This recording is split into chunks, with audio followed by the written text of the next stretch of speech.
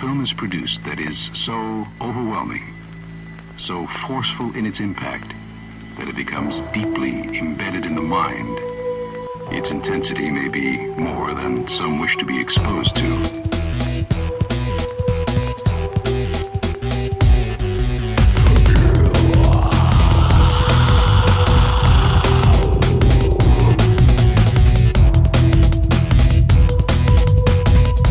I did see about kids literally about 2 years younger than me, like getting absolute like bluttered, and I've seen that twice on the weekend. Like it happened one weekend, and then the next weekend it happened again. And I was sitting there like, that's all they do. And it was funny because there was me and my friends, and they were younger than us, and they were so boring and just drunk, and me and my friends were being like total children and playing at the park. It was kind of ironic, but yeah. I think there needs to be services there where young people could go to where there are issues, because through my job I'm aware there's a lot of alcohol issues in families, but I think there's a lack of services where young children could turn to. I think it starts with changing young people's attitudes, trying to tackle some of these horrible media messages that are out there, these horrible programmes like Geordie Shore that shows drinking in a really, really inappropriate manner, and I think that drinking to get drunk needs to be challenged in lots of different ways. I think some folk use alcohol to think they're cool or try and get in about, like with the opposite sex, but sometimes they misuse it, like because you hear about folk getting jumped and beat up and sometimes killed about some folk in a drunken rage, or maybe sometimes folk might get, relationships wise, with aggression through alcohol most of the time. So not everyone should drink, really. Nobody should be forced saying like, I highly recommend you drink that pint or a bit of alcohol, because as I said, alcohol's with some people, alcohol's with not. It's really a thing for them themselves to investigate, and no one else to like enforce or saying you must drink, because it's really, in a way, it could be classed as quite a private and confidential thing, alcohol. Like, some people are very, very shy near it. Like, when I was first introduced, I was like, oh, when I drank it, I was like, here we go. And I was like that. But with some people, it can be a lot more timid, and they might just have one drink, and they might be like, nah, you know what, this isn't doing the game for me here, I'm just going to leave it at this. So,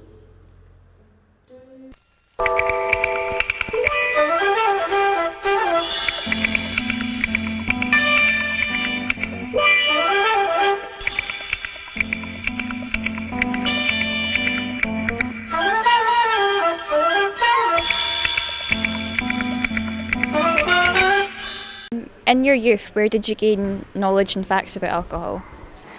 I would say probably from my friends.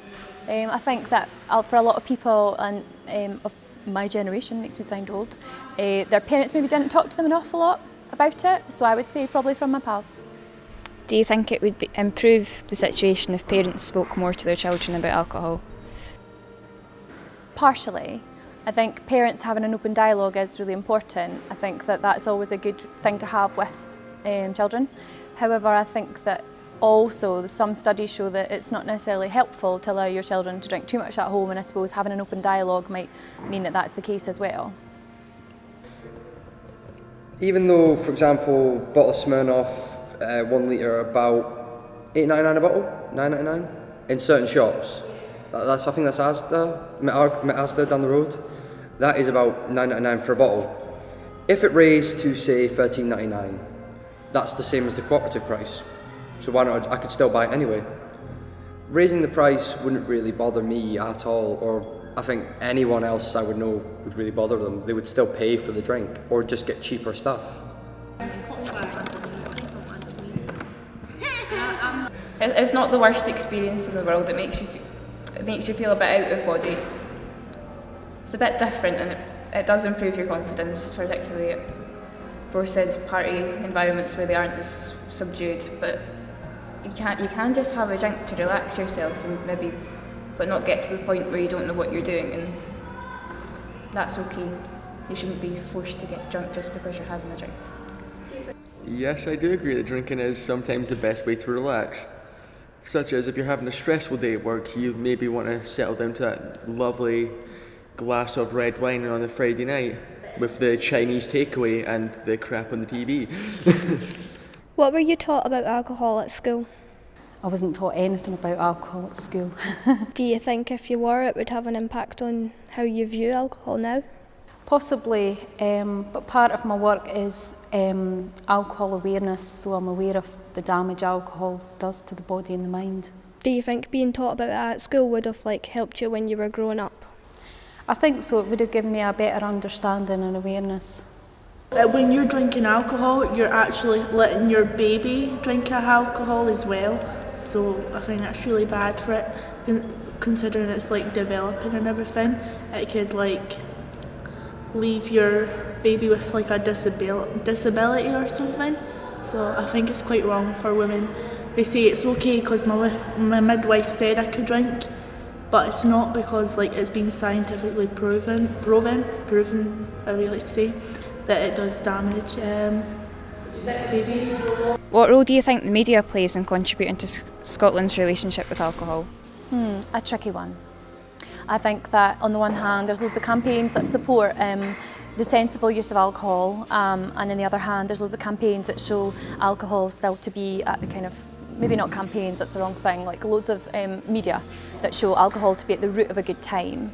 So I think that it suits them to be both ways, and ultimately I think cynically that there's money to be made. So that's my perspective on it. Do you think there should be limitations on what the media can show involving alcohol? I don't know, because then that would be censorship, and I don't think that would be a great route to go down. But I think that it would be appropriate for example, things that are designed to be in tins that mimic tins of beer. I think things like that could be looked at successfully.